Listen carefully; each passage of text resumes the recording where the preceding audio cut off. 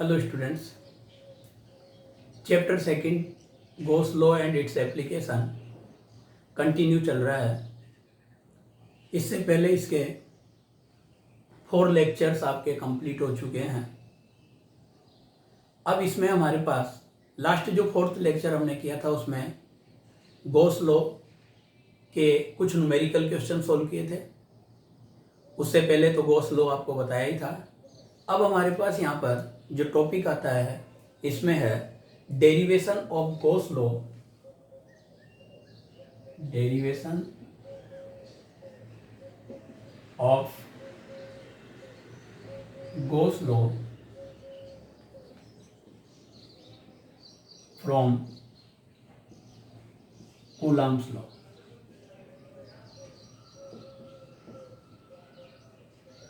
Derivation of goes law from Coulomb's law means goes law को भी हम Coulomb's law से गेट कर सकते हैं। तो इसके लिए हमने एक ये सरफेस कंसीडर किया कोई सा भी, और इस सरफेस पर एक पॉइंट O पर हमने एक पॉइंट चार्ज Q इमेजिन किया। There is a point charge Q at point O and on the surface we consider a area element dA there. The distance of this area element from this charge, point charge, is R. So electric field intensity at this point is vector E along to the direction of line joining. That will be E equal to KQ upon R square from law, Coulomb's law, that is electric field intensity due to point charge. Now suppose the area vector of this area element make an angle theta with the direction of electric field, that is angle theta, that is area vector dA. So electric flux passing through it d phi is equal to, that will be vector E dot vector dA, or we can say E dA cos theta, that is electric flux passing through this area element. Put the value E, then d phi is equal to KQ upon R square dA cos theta, and that is also written by d phi is equal to 1 upon 4 pi epsilon naught Q into dA cos theta upon R square, that is dA cos theta upon R square. If we meet all points of surface of this area element to the point O, अगर हम इस area element के सारे points को point O पर meet करते हैं तो ये एक कोनिकल शेप बनती है। There is a conical shape, और कोनिकल शेप में ये जो एंगल बनता है इसको मैं अलग से डिफाइन करता हूं, डी ओमेगा और डी ओम। कुछ लोग इसे डी ओमेगा लिखते हैं, कुछ लोग इसे डी ओम लिखते हैं, और इसको बोलते हैं हम सॉलिड एंगल। 3 डायमेंशनल ऑब्जेक्ट में जो एंगल बनता है वो सॉलिड एंगल होता है, जो सरफेस के लिए यहाँ पर लिया है। इसकी इमेजिन हम एक सॉफ्टी से कर सकते हैं। जैसे सॉफ्टी में जो आइसक्रीम होती है वो एरिया एलिमेंट हो गया, और सारे आइसक्रीम की सरफेस को अगर अपन देखें तो हमारे हाथ में जो कोन है वहां पर जाकर ये मीट करते हैं, तो जो कोन पर हाथ में जो एंगल बन रहा है उसी को हम सॉलिड एंगल बोलते हैं। वो सॉलिड एंगल डी ओमेगा है। इसकी इमेजिंग बिल्कुल उसी से की जा सकती है। तो यहाँ पर since d A cos theta area upon radius square, area of element upon radius square is equal to d omega और d ohm, that is solid angle, d omega और d ohm. then d phi is equal to q upon 4 pi epsilon naught d omega, that is solid angle dA cos theta upon r square is equal to d omega or d ohm. Total flux passing through surface, total electric flux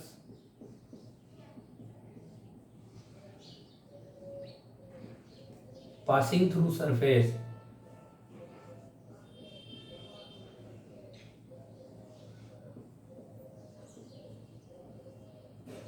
phi is equal to closed integration q upon 4 pi epsilon naught d omega.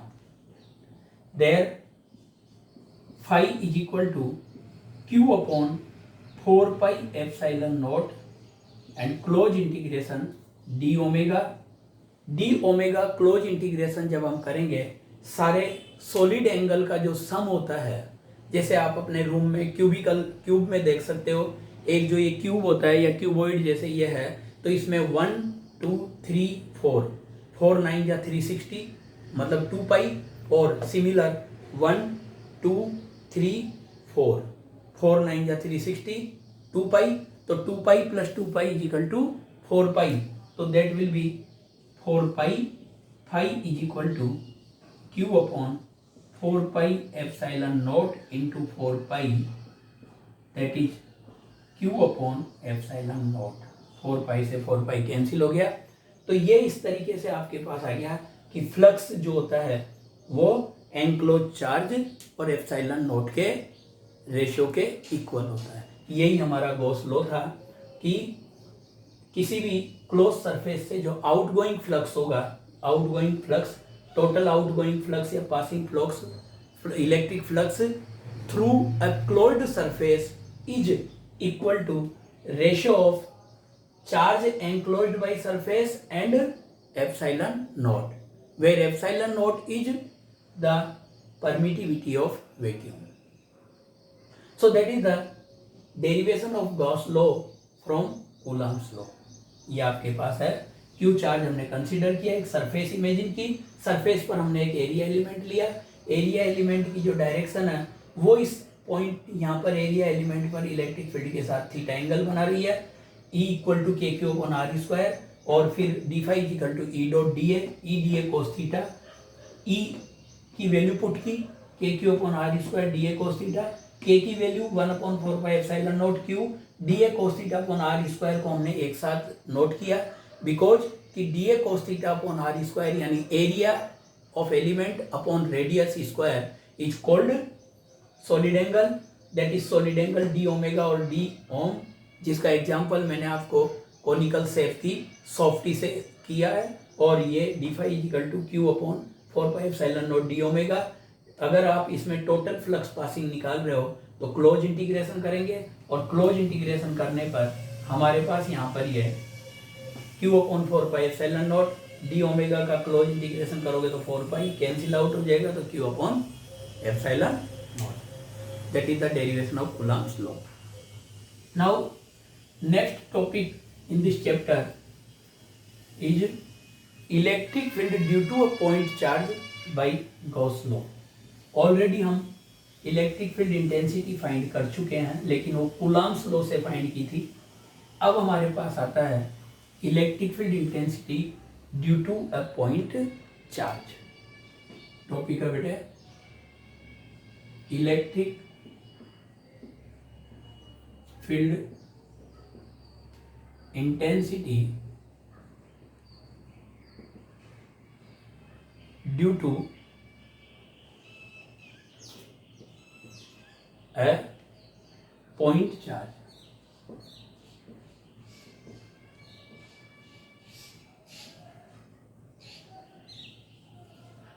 By Gauss law.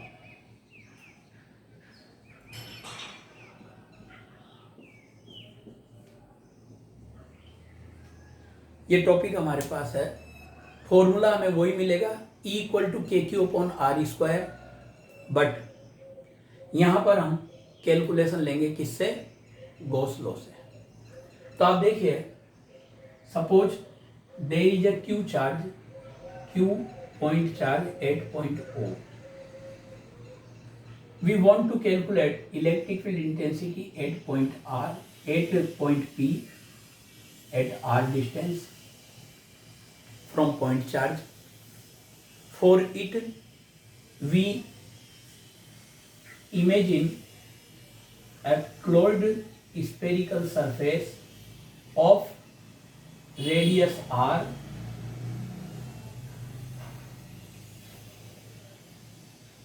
from centre O. O को centre लेकर हमने एक R radius का spherical closed surface बनाया। Because की Gauss law को use करने के लिए आपके पास एक क्लोज्ड सरफेस होना मस्ट है, रिक्वायर्ड है। तो O को सेंटर लेकर R रेडियस का एक क्लोज स्फेरिकल सरफेस बना लिया। इस स्फेरिकल सरफेस कि ईच पॉइंट पर, ये जो स्फेरिकल सरफेस हमने ड्रॉ किया है, इस स्फेरिकल सरफेस के ईच पॉइंट पर जो इलेक्ट्रिक फील्ड की डायरेक्शन होगी वो सरफेस के परपेंडिकुलर एंड रेडियली आउटवर्ड होगी, radially outward, normal to the surface. क्यों? ऑलरेडी हम जानते हैं, फर्स्ट चैप्टर में हमने पढ़ा था कि अगर पॉइंट चार्ज की हम इलेक्ट्रिक फील्ड लाइंस ड्रॉ करते हैं तो ये सारी की सारी इलेक्ट्रिक फील्ड लाइंस जो आती है ये नॉर्मल टू द चार्ज और इस तरीके से रेडियली आउटवर्ड आती है। तो इसलिए हमने यहाँ पर कहा है कि इसके ईच पॉइंट पर, इस सरफेस के ईच पॉइंट पर इलेक्ट्रिक फील्ड इंटेंसिटी की direction radially outward normal to the surface होगी। Okay, if we imagine there are area element dA, area element dA, then that is also normally outward. Direction of area element should be normally outward, क्योंकि आप जानते हैं किसी भी surface पर अगर area की डायरेक्शन लेंगे, जैसे यहाँ पर एरिया की डायरेक्शन लेंगे तो ये आउटवर्ड ही हो जाएगी, यहाँ लेंगे तो ये हो जाएगी, या यहाँ लेंगे तो ये हो जाएगी। तो नॉर्मल या परपेंडिकुलर टू द सरफेस होती है एरिया वेक्टर की डायरेक्शन, और इस डायरेक्शन में आपके पास इलेक्ट्रिक फील्ड इंटेंसिटी भी रेडियली आउटवर्ड हुई। यानी कहने का मतलब यह है कि vector E and vector dA both are radially outward normal to the surface at each point of this surface. Okay, again repeat, there is a point charge Q. We want to calculate electric field intensity at point P at distance R from point charge. For it we draw a sphere of radius R on taking center at point O. At the each point of this surface, the direction of electric field will be radially outward, normal to the surface. And if we imagine an area element on this surface, then the direction of area element is also normal to the surface and radially outward, that is this. Now flux passing through this area element, flux from Gauss law अगर बात करें, from Gauss law close integration vector E dot vector D A equal to summation Q upon epsilon not. Since E and dA are in same direction, vector E and vector dA both are in same direction,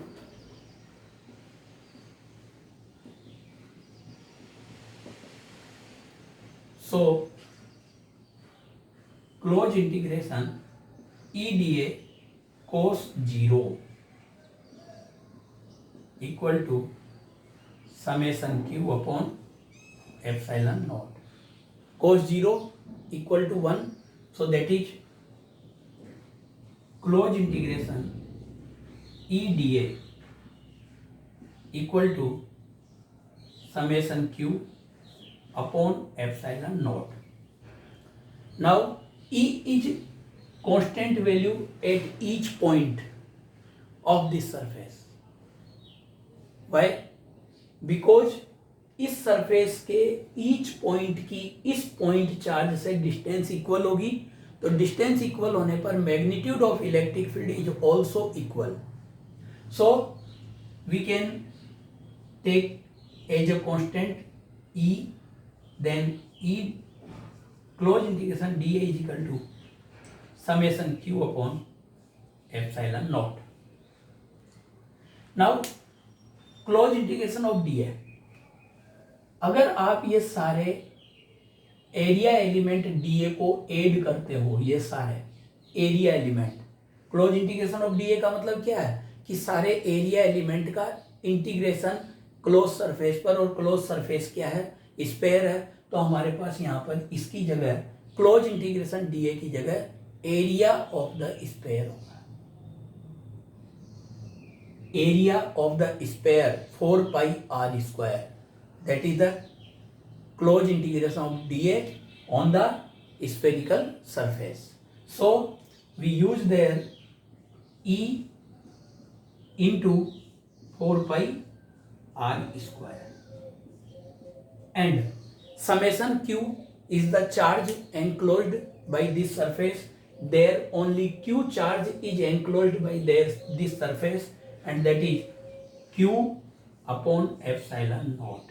Summation q equal to q because there is only q charge in the surface, no any other charge without q. So now implies that E equal to 1 upon 4 pi epsilon naught q upon r square. 1 upon 4 pi epsilon naught q upon r square, or E equal to kq upon r square, that is electric field intensity due to point charge, which is also get by Coulomb's law. E equal to kq upon r square. In vector formation it can be written vector E equal to kq upon r square r cap. R cap is the unit vector in the direction of radius, that is radial direction, जो यहाँ पर diagram से भी से हो रही है, और ये मैथमेटिकल न्यूमेरिकल भी बात आ गई. और यहाँ से आप कह सकते हैं अगर आपके पास चार्ज कांस्टेंट है, तो चार्ज कांस्टेंट होने पर E proportional to 1 upon r square. Electric field intensity is inversely proportional to square of the distance from point charge. We can draw a graph there, that is parabolic curve R and E. If we draw a graph, then that will be parabolic curve. Okay, so that is the electric field intensity due to point charge at a point P by Gauss law. इसके बाद एक question आपके पास यहाँ पर put up होता है, Gauss law apply for fields which are obey inverse square law of distance describe. मतलब आपको ये डिस्क्राइब करना है कि गॉस लॉ जो है वो उन इलेक्ट्रिक फील्ड के लिए या उन फील्ड के लिए ही ओबे होता है जो किसका ओबे करते हैं, इनवर्स स्क्वायर लॉ का। एक क्वेश्चन आपके पास है,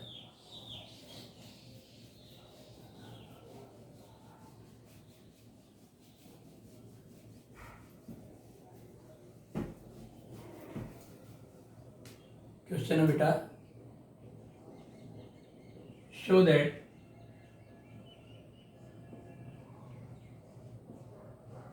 Gauss law apply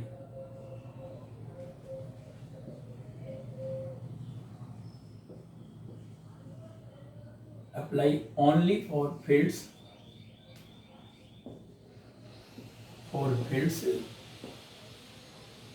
which are obey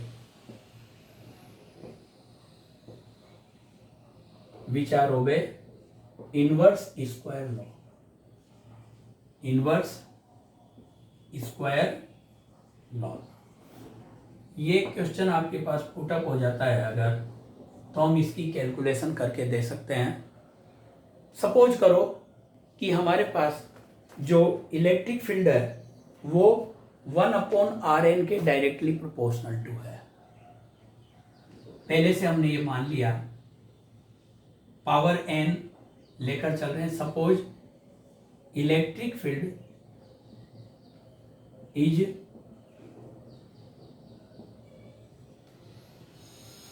directly proportional to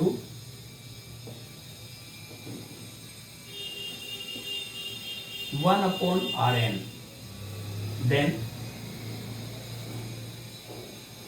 E is proportional to 1/Rn, okay, and that is equal to 1/4 pi epsilon naught Q/Rn। जो फॉर्मूला हमारे पास 1/4 pi epsilon naught Q/R² था, उसकी जगह हमने यहाँ पर ये पावर ले ली n। मतलब हम ये कैलकुलेट करेंगे कि if we get n equal to 2 अगर हमें गेट हो जाता है गॉस लॉ में, तो हम ये कह सकते हैं कि ये इनवर्स स्क्वायर लॉ का ओबे करता है। अगर n इक्वल टू 2 गेट नहीं होता है तो हम ये कहेंगे कि ये इनवर्स स्क्वायर लॉ का ओबे नहीं करता। तो हमारी जो कैलकुलेशन है वो हमने 1/Rn के प्रोपोर्शनल टू यानी E equal to 1/4 pi epsilon not Q/R² की जगह क्या लिया है, 1/4 pi epsilon not Q/Rn। Clear? Now flux, electric flux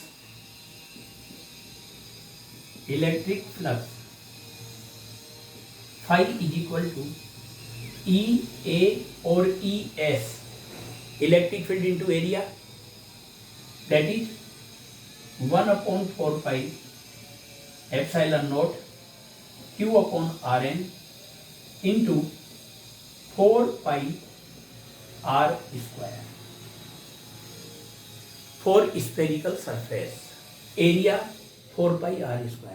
4 pi cancel to 4 pi implies that phi is equal to Q/epsilon naught R power 2 minus n, that is on solving this। But from Gauss law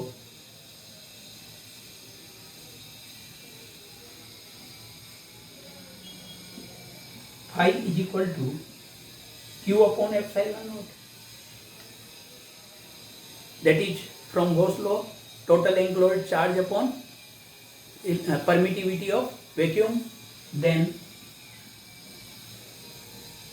Q/epsilon naught equal to Q/epsilon epsilon naught r power 2 minus n implies that 1 is equal to r power 2 minus n implies that 1 को आप r power 0 भी लिख सकते हैं, r power 2 minus n.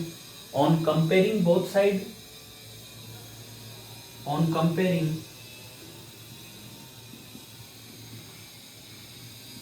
0 is equal to 2 minus n implies that n is equal to 2. तो यहाँ हमने जो ऑलरेडी मैंने आपको कहा था कि हमारा m क्या है कि हम n इक्वल टू 2 प्रूव कर दें. तो अगर n इक्वल टू 2 प्रूव कर देंगे तो हमारे पास ये क्लियर हो जाएगा कि ये इनवर्स स्क्वायर लॉ का ओबे करता है. तो ये यहाँ पर बेटा एक Gauss law applied only for fields which are obey inverse square law. Already हमने केवल ये माना कि इलेक्ट्रिक फील्ड 1/rn के प्रोपोर्शनल टू है. मीन्स इलेक्ट्रिक फील्ड में r स्क्वायर 1/r² न होकर सपोज 1/rn है, यानी इक्वल टू 1/4πε0 q/rn है. फिर हमने इलेक्ट्रिक फ्लक्स लिया, फाई इक्वल टू ई है, ई की वैल्यू पुट की, एरिया स्पेरिकल सरफेस के लिए 4πr², ये 4π cancel out, q/ε0 r power 2 minus n from Gauss law phi equal to q/ε0. Compare किया दोनों को, q से q कैंसिल, ये r यहाँ पर 1 आया, फिर हमने 1 को r पावर 0 लिख दिया, लिख सकते हैं, किसी की भी पावर 0 होती तो 1 होता है. और इसके बाद फिर कंपेयर करने पर n इक्वल टू 2 मीन्स ये कैलकुलेशन हो गई कि ये इनवर्स स्क्वायर लॉ का ओबे करता है. Thanks for today.